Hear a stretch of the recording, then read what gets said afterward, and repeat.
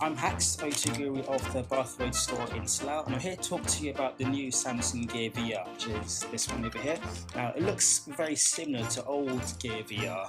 One of the main differences is the colour of the unit. This is slightly lighter than that one over there, and it's got a glossy front on here. But the main difference between the two machines is, with the new Gear VR, you get your Galaxy remotes, or your VR remotes. Now, what the remote lets you do, it gives a lot more control over anything in your whatever it's called.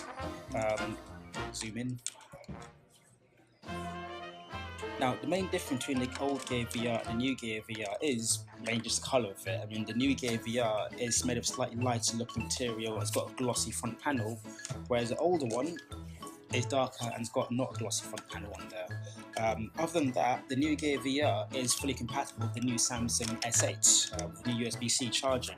Inside this unit, you've got the new USB-C connector, which you don't get with the older one. Now, they did make older ones with the USB-C connector when the Note 7 came out.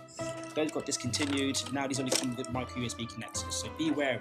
If someone's going to buy the older one, you've got to make sure it's got the adapter in the box, or make sure they can get hold of an adapter. With the new Galaxy Gear VR, you get in the box two adapters, one micro USB-C adapter and one mini USB adapter. The mini USB is for phones like Samsung S7 and earlier, and the USB-C adapter is for the Samsung S8 and whatever might come out in the future.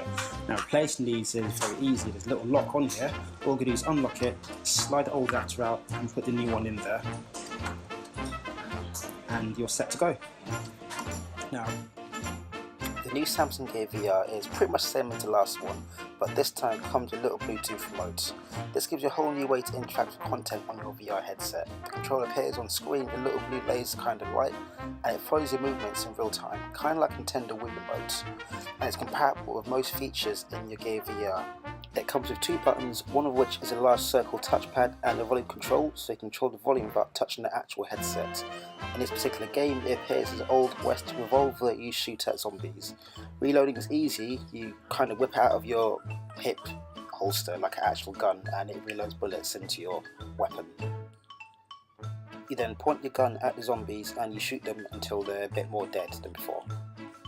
With the controller, it makes navigating and selecting things a lot easier. In the old days, you had to use the touchpad inside the headset. Now you can use the touchpad on the controller combined with the movements you get with it to make selections a lot quicker than before. Typing things in the keyboard is also super simple. Rather than having to look at each letter individually, you can again use the controller to point to letters that you need. I can type with this much quicker than I used to be able to, and there's a lot less head movement required, which is always a good thing. It also makes it way easier to select buttons and options that you just couldn't before using the headset by itself. The headset itself works exactly the same as the older Samsung Gear VRs. It's fully compatible with the Samsung S6 and S7 range, and now the Samsung S8. In the box you get a little adapter that lets you switch out from the old micro USB connector to the new USB-C connector. Just make sure you're using the right one with the right phone.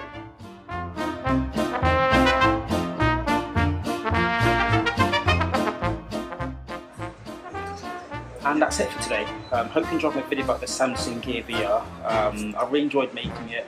Hope you find the stuff I talked about very useful. This is Hax from the O2 store in Bath Road. See you guys soon.